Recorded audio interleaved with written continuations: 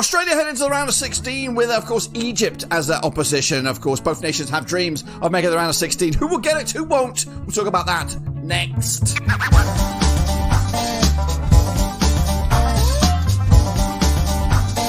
That's right, folks, back once again with another video. Today we take a look at, of course, a round of 32 matchup between Australia and Egypt. That's right, and we'll get into all of that in just 1 second. If you know where you've been, smash your subscribe. You want to subscribe for Blackburn Rovers World Cup previews. That's right, we're previewing each and every one of the games of the World Cup from the group stages now into the knockouts, and of course all the way through to the final, of course. But we'll get into this one in a second. Big shout out to my members and the patrons. You know who you are.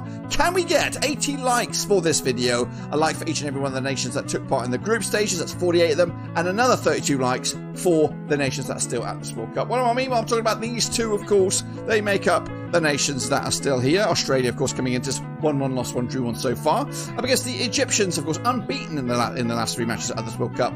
And they're rocking 53% form coming into this over the last 5 games. Let's get into it and, of course, have a look how we got here with Australia, of course, coming at you as AFC third round Group C runs up.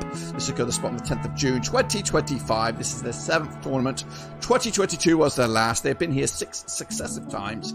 And they haven't made it to the round 16 in the previous, in the past couple, 2006 and in 2022. They're managed by Tony Popovic, captained by Matthew Ryan. Their VRP is Nestor Irakunda, and they're ranked 27th according to the world rankings at the moment with FIFA. These are the personnel, though, the Australians will be looking to turn to. The likes of Patrick Beach between the 6, potentially Milo Stegnek at the back, Alessandro Siricati on the books of Parma, with Jordan Boss there on Feyenoord. We've got Aziz Behic as well on the books of Melbourne FC, Harry Suter as well. Into midfield, likes of Aidan O'Neill, Jackson Irvine, Connor Metcalf. Up top, the likes of Mohamed Toure, Nestor Irakunda, and Teti Yengengi has also had some minutes of late. As, of course, Australia come into this. They, of course, are likely to start with something along this line. Matthew Ryan could come back in there, but, of course, Patrick Beach has deputised as goalkeeper. Jordan Boss, Siricati, Burgess, and Italiano make it up back four. Connor Metcalf, Aidan O'Neill, and Jackson Irvine in the midfield. Malby on the left, Toure, and Irakunda top. That's, of course, what it could be, but, of course, let's take a look at how we got here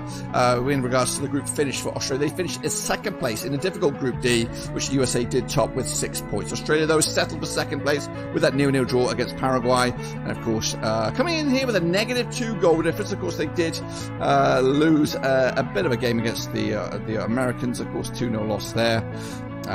Just trying to look at the actually with a negative. They got on a even Stevens goal difference. I'm just looking at the Paraguay one there. I do apologise. So a 0 goal difference for them. So they're good defensively, very, very good. Couple of clean sheets in their matches.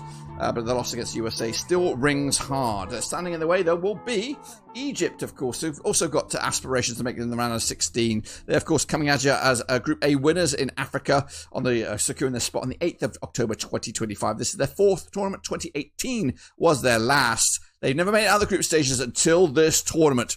Husam Hassan is your manager with Mohamed Salah, the captain and the VRP. And they're ranked 29th in the world rankings at the moment via FIFA. Of course, as you can see, though, the personnel involved El Shawanawani, Sobia. Of course, they've actually got 4 goalkeepers on the books here to compete for the number 1 jersey. As for the defensive ranks, we've got the likes of Rami Rabia, Ahmed Fatou, we've got Karim Hafef as well. As for the midfielders, we've got Mohamed Lashim, we've got Nabil Imad, and up top we've got Salah, Trezeguet, and Umar Mashmoush to give a lot of variety and, of course, options for this difficult Egyptian side. Of course, coming into this with a squad like this, Mohamed El Shanawani between the 6, Fatoui at the left-hand side, Rabia, Ibrahim Inhani making up a back 4. We've got Marwan Atenya, Hamid Fati, Trezeguet, Ashur, Salah, and Mamouche is, of course, the strongest a team that we could see here for the Egyptian side. Of course, they're coming into this with these guys sitting, or they finish in 2nd place in Group G behind Belgium. Again, just like Belgium, without a defeat.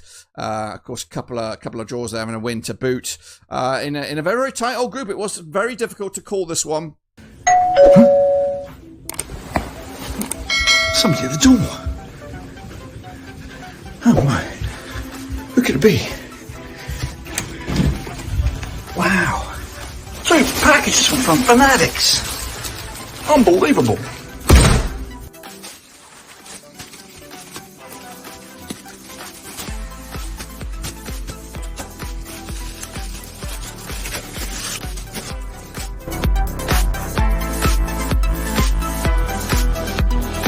Thanks again, Fanatics, for hooking me up with these love